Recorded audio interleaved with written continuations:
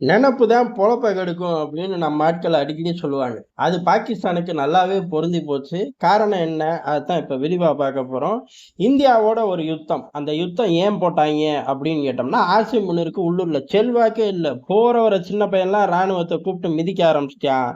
பாகிஸ்தான் வரலாற்றிலே பலவீனமான ராணுவ தளபதி அப்படின்னா ஆசிம் முனிர். ஆனா அவன் தான் ஃபீல்டு மார்ஷல் ஆகிறான். அடுத்த ஜனாதிபதி ஆகிறான். எது ஆட்சிய கலைக்காமயே ஜனாதிபதி. எப்புட்றா அப்படின்னு கேட்டா, இவனுக்கு கீழ பலவீனமா இன்னமும் நாடு இருக்கு அப்படிங்கிறது தான். கடக்கட்டும் கருமம். அவனுங்க எப்படி இருந்தா நமக்கு என்ன? இல்லாம போணுங்கிறது தான் ஒட்டுமொத்த இந்தியாவோட எண்ணம். ஒரு நாள் நடக்கும். அதே சமயம் இந்த யுத்தத்துக்கு அப்புறம் அமெரிக்கா கூட தினமும் பேசிக்கிறது. அமெரிக்காவும் நாங்களும் நண்பர்கள். யார்றா சொன்னா? நானே சொல்றேன். அமெரிக்கா சொல்லுவானாடா, அவன் தான் என்னைய சாப்பிட கூப்பிட்டுருக்கானே. வாரத்துக்கு 2 முறை அங்க தான் டின்னர் சாப்பிடுறேன் அப்படின்னு சொல்லி ஆசிம் முனீர் பெரிய அளவு பெருமை அடிச்சுக்கிட்டு இருந்தார். அதெல்லாம் சரிதான். சீனா இனிமே உன் கூட எப்படி இருப்பான்? அப்படின்னு கேட்டதுக்கு பதிலே இல்ல. அப்ப பிஸியா இருந்தனால கண்டுக்கவே இல்ல. அமெரிக்கா வந்துருச்சு. போதும் ரொம்ப நாள் கழிச்சு பிச்சை போடுறதுக்கு அமெரிக்கா தயாராயிருச்சு. இந்தியாவ காட்டி நமக்கு பழையபடி வருமானம் வரும் அப்படின்னு ஒரே குதூகலத்துல இருந்தாங்க. இப்ப சீனாவுக்கு போகும்போது வெட்ட வெளிச்சமாயி போச்சு. முந்திலாம் சீனாவுக்கு பாகிஸ்தான்ல இருந்து யாராச்சும் போனா, உலகத் தலைவர் ஒருத்தர் வந்து விட்டார் நம் நாட்டுக்கு அப்படின்னு சொல்லாத குறையா வரவேற்பாங்க. இப்ப 10ஓட போனோம்னா வந்து போ அப்படின்ட்டாங்க.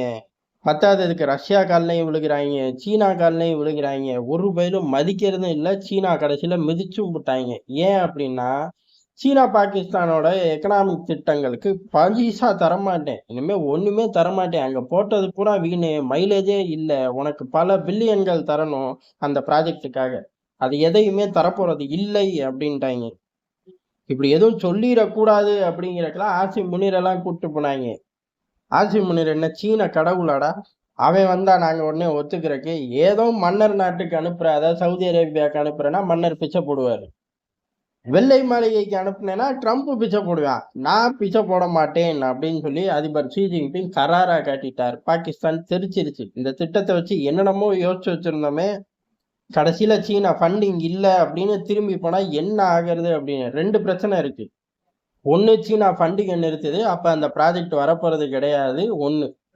2வது சீனா கிட்ட கெஞ்சிக்கிட்டே நிக்கணும்னு சீனா எதிர்பார்க்கும். எப்பயுமே நரிய நம்ம கணக்கு போட விட்டுறக்கூடாது. நரிய பொறுத்தவரை பாகிஸ்தான் கெஞ்சிக்கிட்டே நிக்கணும். சரி பரவால்ல 6 மாசம் அமெரிக்கா கூட இருப்போம். அப்புறமா திருப்பி சீனா வந்து தான் ஆகணும். அமெரிக்கா இந்தியாட்ட போயிரும். நம்ம சீனாட்ட போயிருவோம்னு அந்த விளையாட்டு விளையாடுவோம்னு போயிட்டாங்கன்னா, சீனா விடாது. 6 நாள் கூட விடாது. பின்னாடியே போய் குடுத்த காசுலாம் கேட்க ஆரம்பிச்சுரும்.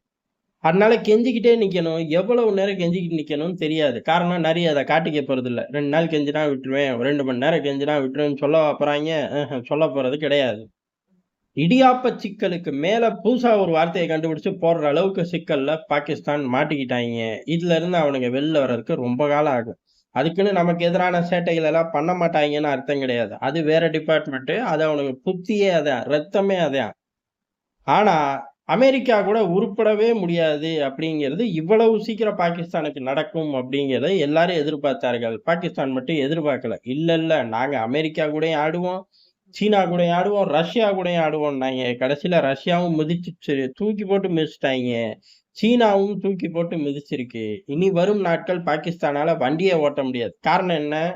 அமெரிக்கா உள்ள நுழைஞ்சதுக்கான மெயினான ரீசன் அமெரிக்காவுக்கு எப்பயும் பாகிஸ்தான நடுவுல கொண்டு வந்து வைக்கணும். சென்காம் தளபதி பாகிஸ்தான் இருந்தா கிழிச்சு புடுவோம்னா. ஒரு காலகட்டத்துல சென்காம் தளபதி தான் கிழிஞ்சு தொங்க போறான். ட்ரம்ப பொறுத்தவரையும் அவர் அங்க கிரிப்டோல இன்வெஸ்ட் பண்றாரு. அங்க உள்ள கனிம வளங்கள் அவரோட பையன் கம்பெனிகள் வந்து பெரிய அளவு அள்றக்கு துடிக்குது. உலகம் பூரா கனிம வளத்த அமெரிக்கா அள்ளுது அப்படின்னு சொல்லும். செயலும் இருக்கும். ஆனா ட்ரம்போட காலகட்டம் கொஞ்சம் வித்தியாசம். அப்படி அள்ளக்கூடிய கம்பெனியே என் குடும்ப கம்பெனி அப்படிங்கிற அடுத்த ஸ்டேஜ நோக்கி போயிட்டார். அதனால தான் ரொம்ப அக்ரெசிவ். அங்க தான் சிக்கலே உருவாகுது. பாகிஸ்தானுக்குள்ள எங்க இருக்கு? இஸ்லாமாபாத்ல கொட்டி கிடக்கா? ராவல்பிண்டில கொட்டி கிடக்கான்னு கேட்டா, அங்கெல்லாம் ஒண்ணும் கொட்டி இல்ல சாமி. தீவிரவாதி பயலுக வேணா துப்பாக்கிய ஒளிச்சு வச்சிருப்பாங்களே வெளிய, வேற ஒண்ணும் கிடைக்காது. இல்ல தங்கம் கிடைக்குது, வைரம் கிடைக்குது, எல்லாம் கிடைக்குதுன்னு சொல்லுவாய்ங்க. கிடைக்காது. அங்க கிடைக்குது அப்டின்னாலே அது பலுஜிஸ்தான் பகுதி மட்டும் தான்.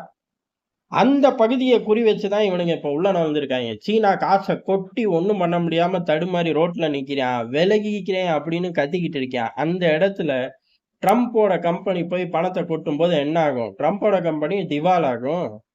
ட்ரம்ப் ஏத்துக்குவாரா அப்படின்னு கேட்டா, ட்ரம்ப் எப்படி ஏத்துக்குவார்? ஆசிம் முனிர குத்த வச்சு உட்கார வச்சு மிதி மிதின்னு மிதிக்க மாட்டாரு. வெள்ளை மலைகள கூப்பிட்டு சத்தியமா மிதிப்பாரு. இவ்வளவு சிக்கல் இருக்கு. இப்ப சீனாவ விரட்டி விட்டு அமெரிக்கா போகுது. அமெரிக்கா அள்ள முடியுமா அப்படின்னு கேட்டா, பலுசிஸ்தான் வீரர்கள மீறி அள்ள முடியாது. சீனாவோட ராணுவம் வேற, அமெரிக்காவோட ராணுவம் வேற அப்படிலாம் கதை விட்டாலும், ஆப்கான்ல என்ன நடந்துச்சோ அதே தான் நடக்கும். 10 வருஷம் கழிச்சு நாங்க எங்கனால செலவ காப்பாத்த முடியல. செலவு கட்டுப்படி ஆகல. உங்க நாட்ட நீங்க காப்பாத்திக்கங்க அப்படிங்கிற பேச்செல்லாம் விடுவாய்ங்க. ஏன் 10 வருஷத்துக்கு முன்னாடி எங்க நாட்ட நாங்க காப்பாத்திக்கோன்னு சொல்லிட்டு போய் தொலைய வேண்டியது தானடா அப்படின்னு கேட்டா, அப்ப உலகத்தையே நான் காப்பாத்த போறேன்னு தான் வந்தேன். இப்ப எனக்கு மூட் அவுட் ஆயிருச்சு. இங்க டைம் ஸ்பெண்ட் பண்றதுக்குலாம் எனக்கு நேரம் கிடையாது. நான் உக்ரைன்ல யுத்தத்த ஆரம்பிக்கணும், சீனால யுத்தத்த ஆரம்பிக்கணும் அப்படின்னு ஆப்கான்ல பொத்துன்னு போட்டு ஓடுனாய்ங்க. அத காட்டிலும் மோசமா ஓடுவார்கள். பாகிஸ்தான்ல இருந்து 5 காஸ் மைலேஜ் எவனுக்குமே கிடையாது. அது பாகிஸ்தானியர்களுக்கும் கிடையாது. உலகத்துல உள்ள யாருக்கும் கிடையாது. அப்பேற்பட்ட திருட்டு பூமி அது. ஏலே இங்கேருந்து பிரிஞ்சு தானடா போச்சு அப்படின்னு கேட்டா, இருக்கும்போது நல்லா தான் இருந்துச்சு. பிரிஞ்சு போன பிற்பாடு உருப்படாம போயிருச்சுங்கிறதுக்கு நல்ல உதாரணம் இந்த பயலுக தான்ப்பா. இன்னும் கூட சரியா பிரிச்சு விட்டுருந்தோம் அப்படின்னா, இந்த பயலுக அன்னைக்கே காணாம போயிருப்பாய்ங்க. நம்மளும் இவ்வளவு சிரமப்பட்டுருக்க மாட்டோம் அப்படிங்கிறதும் எதார்த்தமான உண்மை.